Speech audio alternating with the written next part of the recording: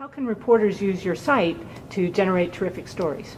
College Results Online is a resource that allows users to look at almost any four-year institution in the country and see how that institution compares to its most similar peer institutions, taking into account all the factors that we know are related to graduation rates, especially student background characteristics like SAT scores and economic and racial diversity.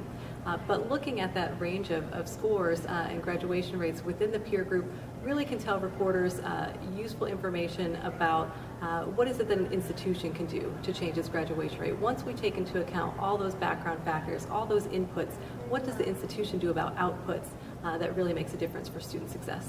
So often you'll see a college in a community will say, well, we have a low graduation rate because we take in lots of low-income students or minority students.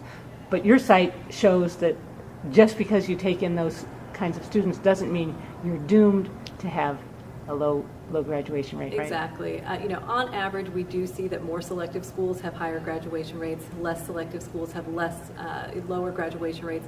But when you use the peer grouping function, what it allows you to do is say, if you're serving similar amounts of low-income and underrepresented minority students, what do the rates look like? And that's where we see the biggest range of rates is in those middle group of schools where so many of the students in this country are going to go to college and really should make an informed choice about which school is going to serve them best. But your site helps identify what are called dropout factories, right? And the schools that take in low-income kids and yet manage to graduate most of them.